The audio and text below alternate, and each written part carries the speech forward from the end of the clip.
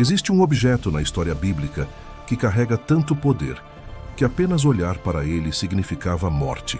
Tocá-lo, mesmo com boas intenções, resultava em execução divina instantânea. E o mais perturbador, aqueles que foram escolhidos para carregá-lo precisavam conviver diariamente com o terror de que um único erro, uma distração momentânea, poderia ser fatal. Qual era o segredo que a Arca da Aliança carregava, que transformava homens em reféns do medo sagrado? Por que Deus escolheu habitar num objeto que inspirava tanto pavor quanto devoção? E o que isso revela sobre a natureza humana quando confrontada com o divino? Hoje você vai entender o peso psicológico que ninguém ousa explicar quando fala sobre a Arca.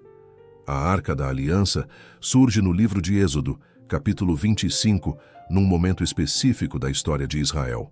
O povo havia acabado de ser libertado do Egito, testemunhado pragas devastadoras, atravessado o Mar Vermelho e chegado ao deserto do Sinai.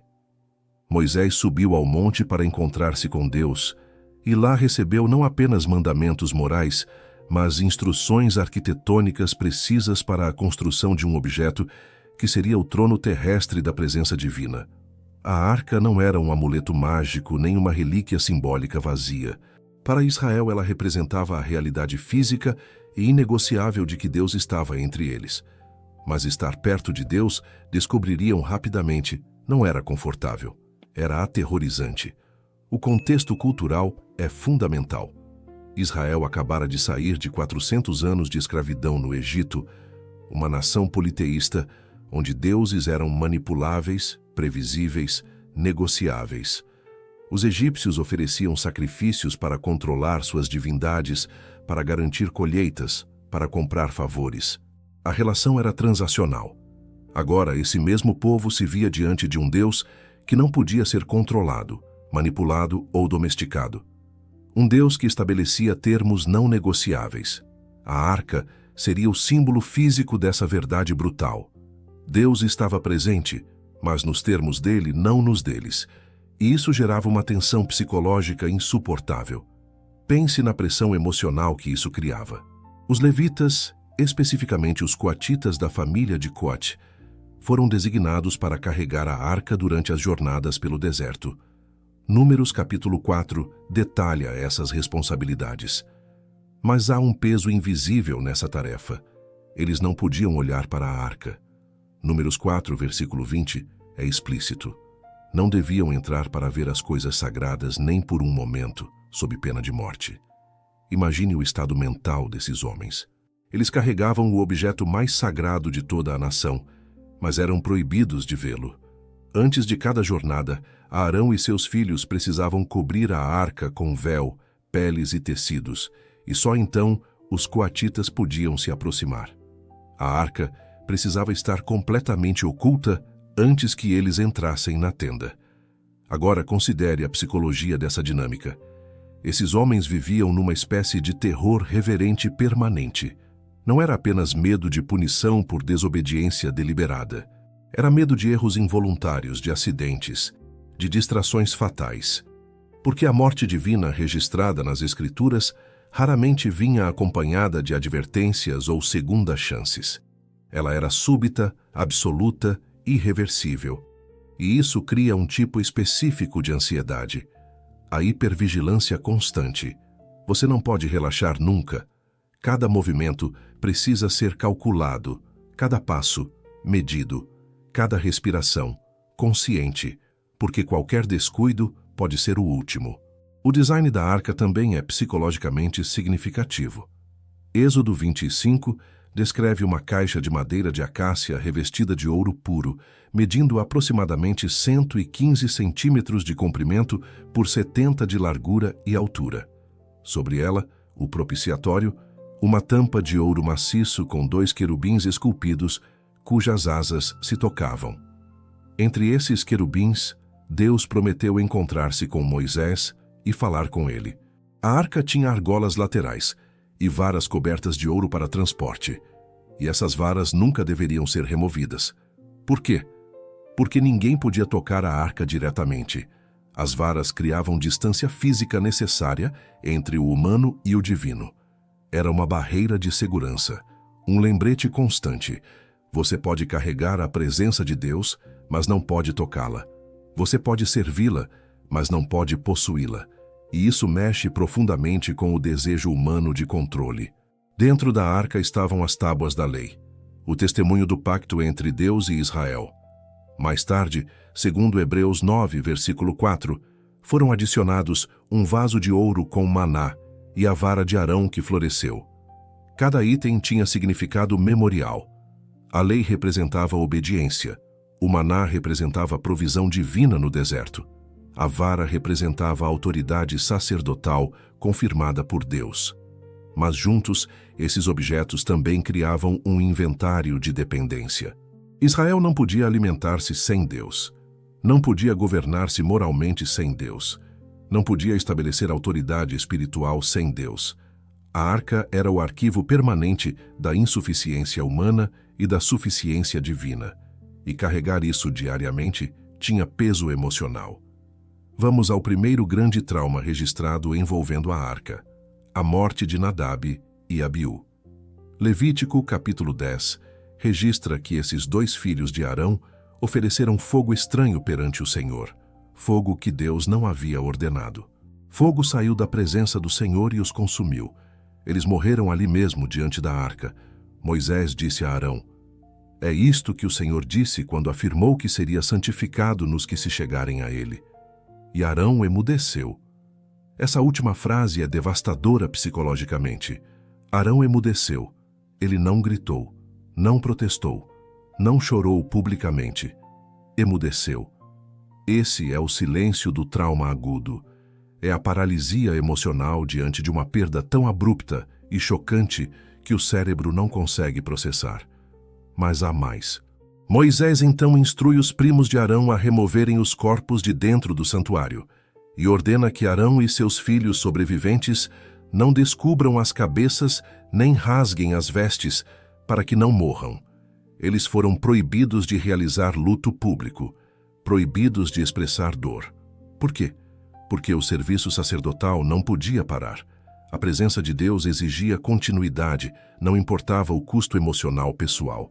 Imagine ser Arão nesse momento. Você acabou de perder 2 filhos de forma violenta e inexplicável humanamente.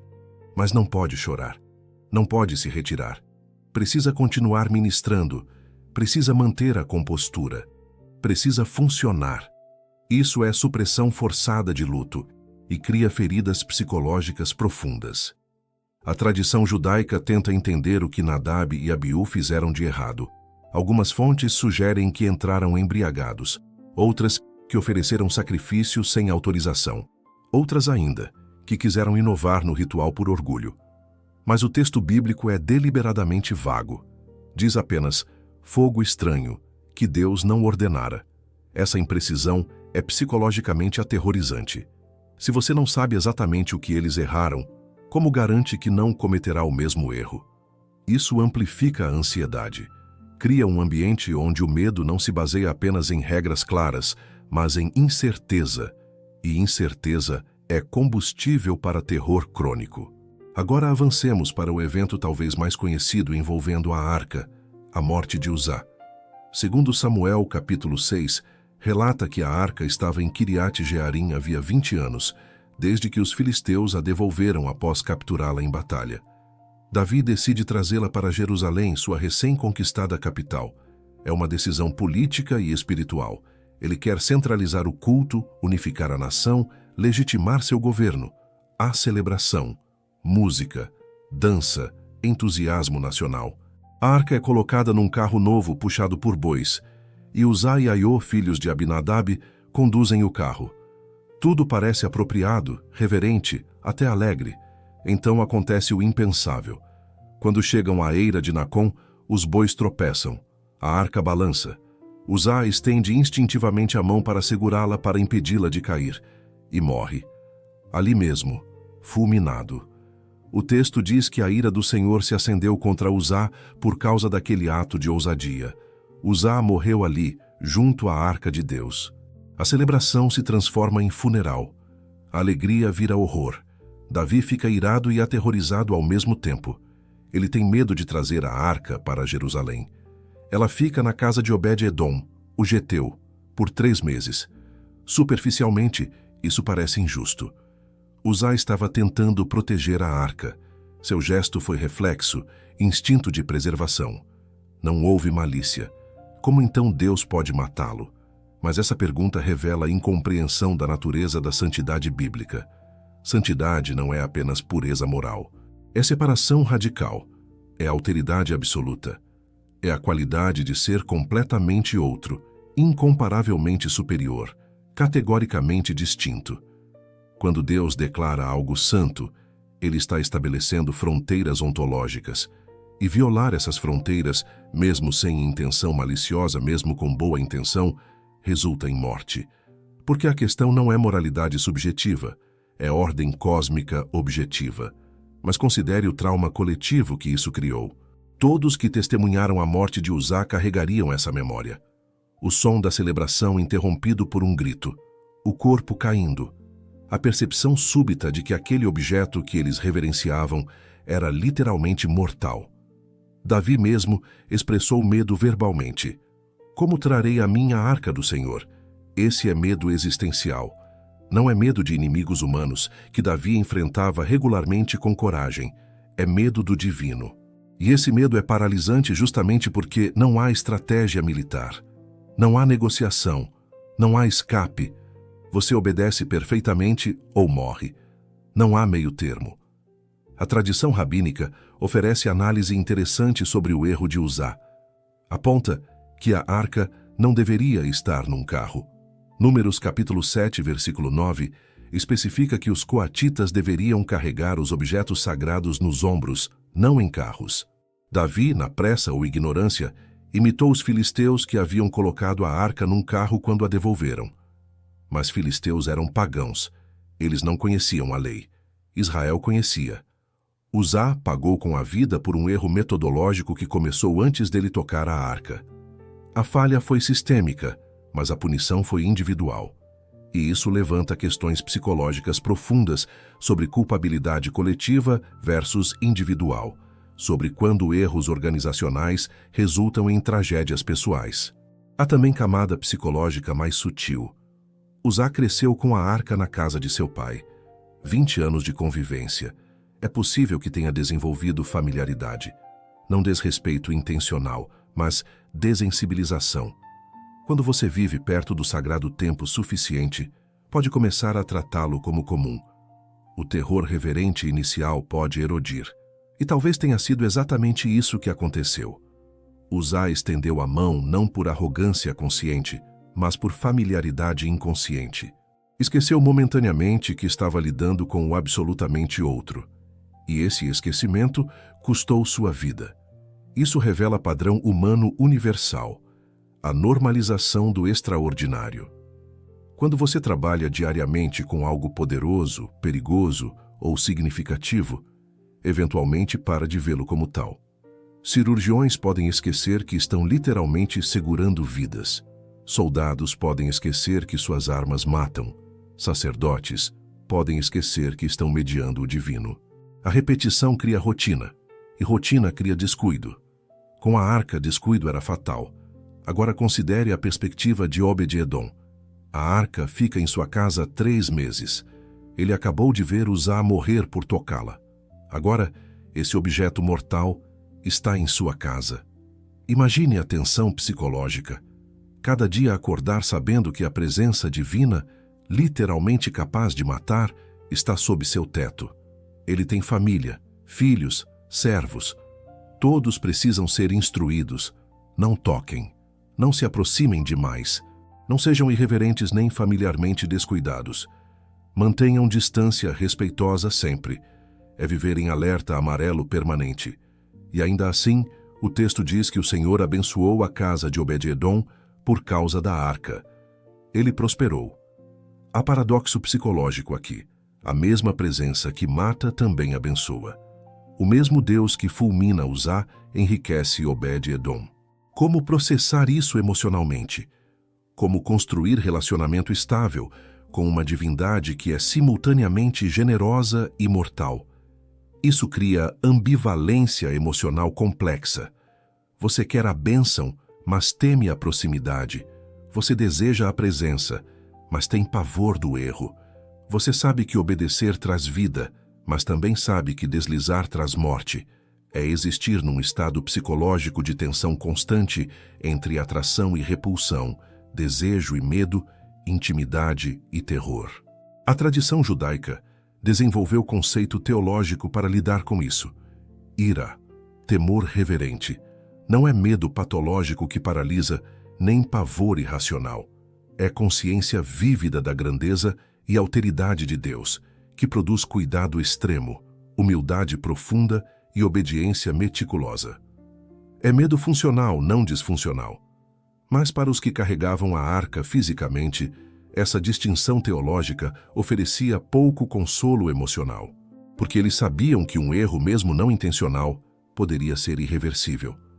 Vamos agora ao episódio talvez mais traumático envolvendo a arca, sua captura pelos filisteus.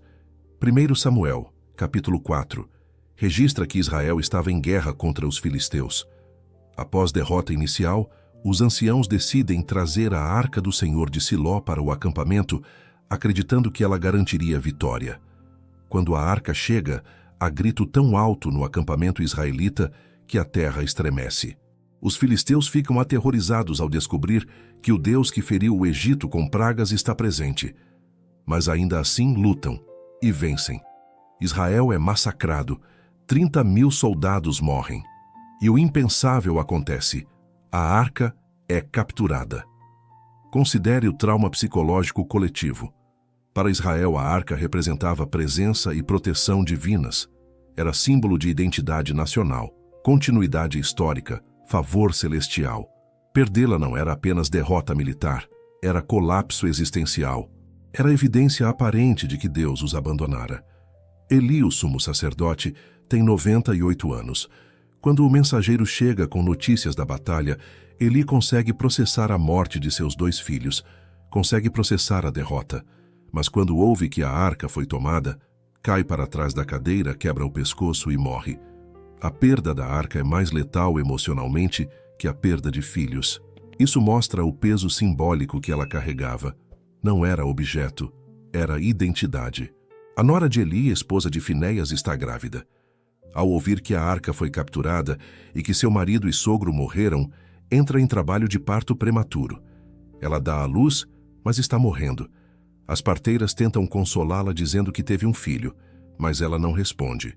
Suas últimas palavras são: foi-se a glória de Israel, pois a arca de Deus foi tomada. Ela nomeia a criança Icabode, que significa sem glória, e morre. Essa mulher processou a perda da arca como mais devastadora que a própria morte iminente. Isso é trauma nacional tão profundo que eclipsa até instinto maternal de sobrevivência. Mas há outro lado dessa história, o trauma dos filisteus.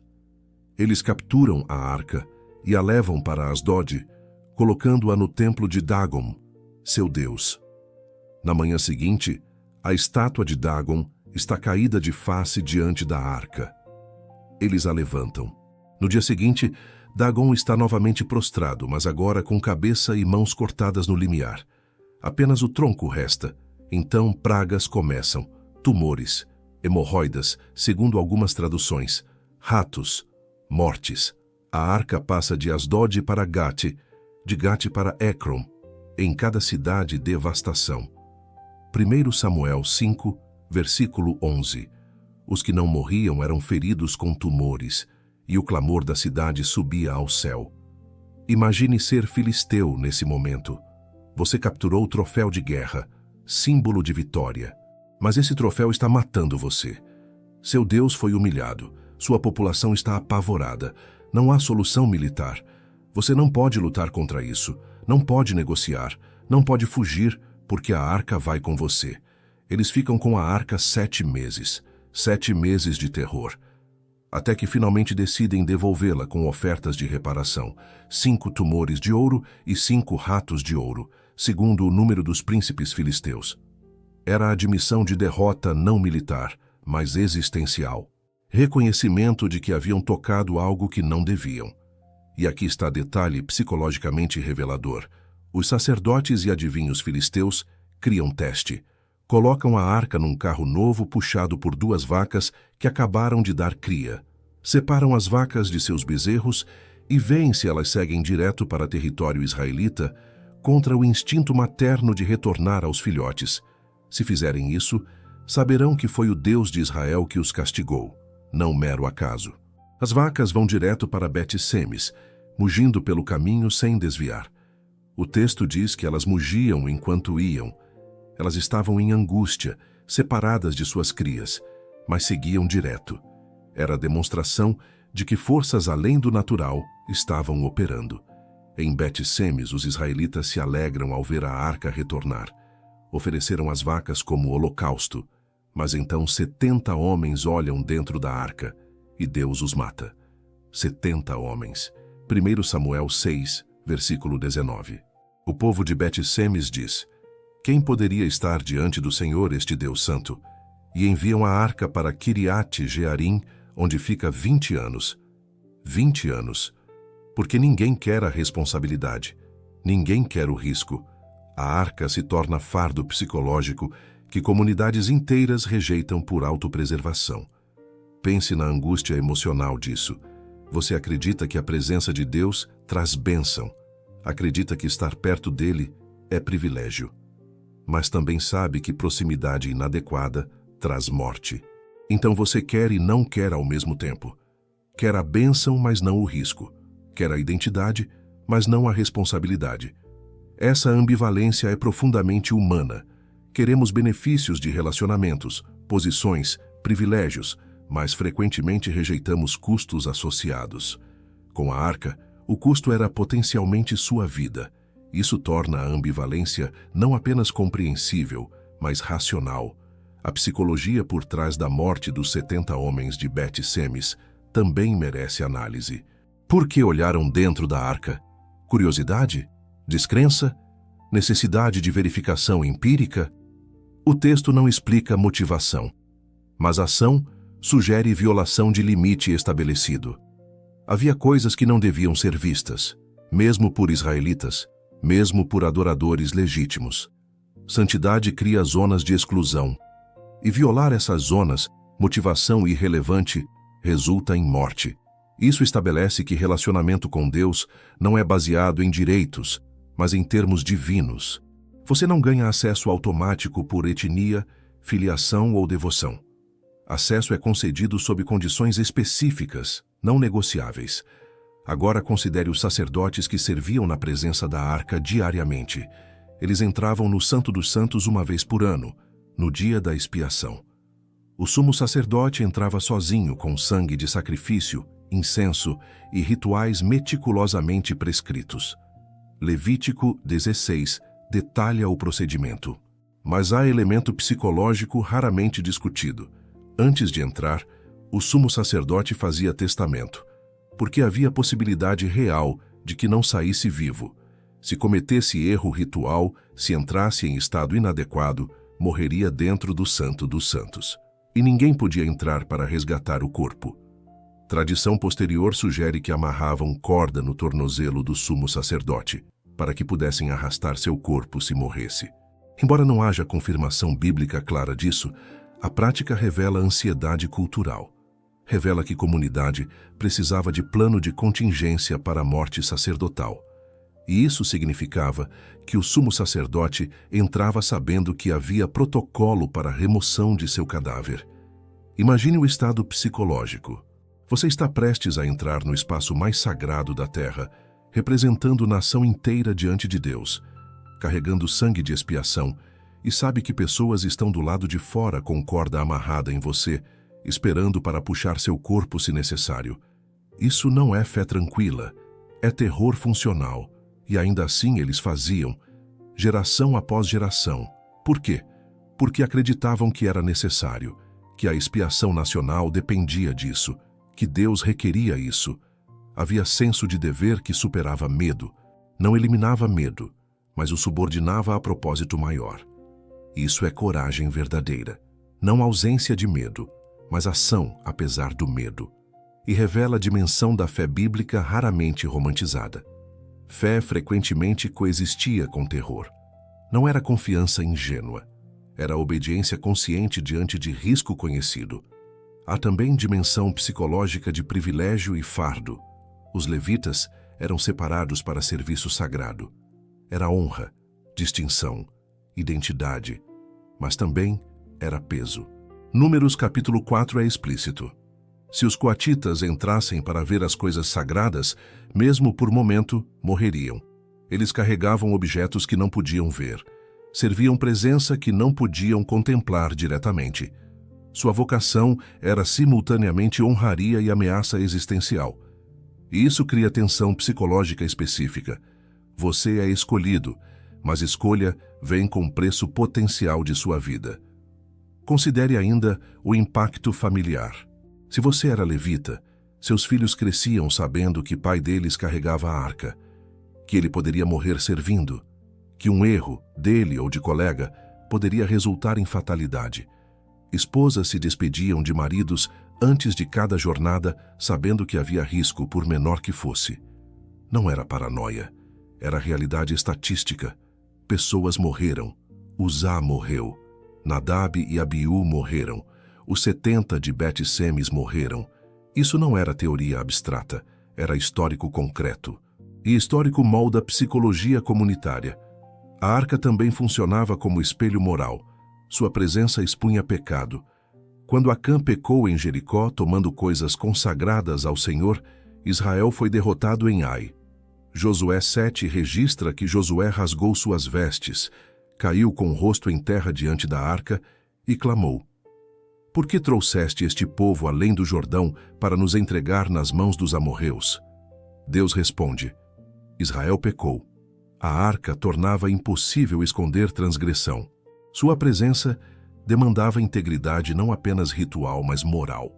E isso cria pressão psicológica.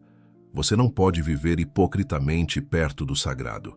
A dissonância entre comportamento e crença se torna insustentável. Isso nos leva à pergunta central: por que Deus escolheu habitar num objeto tão mortal? Por que não tornou sua presença acessível, segura, convidativa? A resposta está na natureza da santidade. Santidade não é atributo que Deus possui. Santidade é o que Deus é. É sua essência. E essência não muda para acomodar criatura. A criatura deve ajustar-se ao Criador, não o contrário. A arca, com toda a sua letalidade, ensinava verdade fundamental. Deus não é domesticável. Ele não existe para servir a agenda humana. Ele estabelece termos e humanos respondem. Ou obedecem e vivem, ou desobedecem e morrem. Mas há também misericórdia embutida no design. Deus poderia simplesmente não habitar entre eles. Poderia permanecer distante, inacessível, silencioso. A arca, mesmo com suas regras severas, era concessão. Era Deus dizendo: estarei entre vocês, mas sob meus termos. E termos incluíam proteção para ambos os lados. Proteção para Israel, porque a arca os acompanhava em batalhas, derrotava inimigos, estabelecia identidade. E proteção de Israel, porque as regras impediam que se aproximassem inadequadamente e morressem.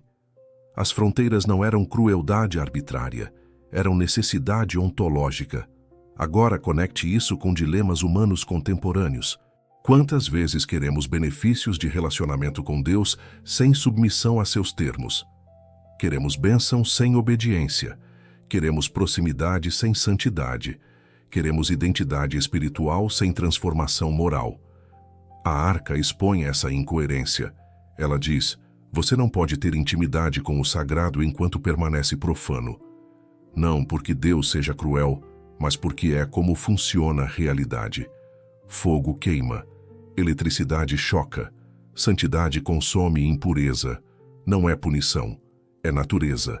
Há também lição sobre familiaridade. Uzá morreu possivelmente porque conviveu com a arca tempo demais sem renovar reverência. Isso acontece em todas as áreas da vida. Relacionamentos se tornam rotineiros, trabalhos perdem significado, privilégios viram expectativas, casamentos esfriam, pais se tornam dados certos. E quando perdemos senso de assombro, perdemos também cuidado, tratamos precioso como comum e pagamos preços. Não sempre tão dramáticos quanto morte instantânea, mas reais. Relacionamentos quebrados, oportunidades perdidas, vocações desperdiçadas. A arca também ensina sobre custo de carregar o sagrado. Se você foi chamado para algo significativo, liderança, ministério, parentalidade, há peso, há responsabilidade, há risco. Você pode falhar, pode machucar pessoas, pode arruinar o que foi confiado a você. E essa consciência deveria produzir não paralisia, mas cuidado. Deveria fazer você levar a sério o que carrega, não por medo neurótico, mas por respeito funcional. Os levitas carregavam a arca com terror reverente, e isso os mantinha vivos. Outra camada. A arca revela que presença de Deus não é confortável. Não é terapêutica no sentido moderno. Não é espaço seguro onde tudo é validado. É presença que expõe, confronta, exige, transforma. E isso assusta, porque transformação dói, morte de ego dói, submissão de vontade dói. Preferimos versões domesticadas de Deus que afirmam nossas escolhas, abençoam nossos planos, nunca desafiam nossa autonomia. Mas a arca não permitia isso. Exigia rendição total, obediência absoluta, reconhecimento de alteridade divina. E aqui está o segredo que ninguém explica direito. A arca carregava não apenas tábuas de pedra, maná e vara. Carregava a presença de um Deus absolutamente santo, habitando entre povo absolutamente não santo. Era a impossibilidade ontológica tornada possível por graça, mas mantida viável apenas por obediência meticulosa. O segredo era tensão. Tensão entre imanência e transcendência, entre proximidade e alteridade, entre amor e terror, entre escolha e exigência. E essa tensão não era bug, era funcionalidade, porque relacionamento com Deus nunca foi sobre conforto, foi sempre sobre transformação. Os que carregavam a arca viviam nessa tensão diariamente, acordavam sabendo que serviriam o sagrado, que carregariam presença divina, que representariam Deus diante da nação, e que um erro poderia ser fatal. Essa consciência moldava tudo, como andavam, como falavam, como pensavam. Não podiam ser descuidados, não podiam ser irreverentes, não podiam ser casual. Precisavam viver em estado perpétuo de vigilância espiritual. E isso, embora exaustivo, os mantinha alinhados com o propósito. Os impedia de banalizar o sagrado. Quando a arca finalmente encontrou repouso permanente no Templo de Salomão, 1 Reis 8 registra que a glória do Senhor encheu o templo de tal forma que os sacerdotes não podiam permanecer ali para ministrar. A presença era física, visível, insuportável. Salomão diz: o Senhor declarou que habitaria em nuvem espessa, e ali a arca ficou, no Santo dos Santos, acessível apenas uma vez por ano, sob condições estritas. Ela não se tornou menos mortal com o tempo. Não se tornou mais acessível. Continuou sendo o que sempre foi: trono terrestre de Deus indomável. E então, em algum momento da história, a arca desapareceu.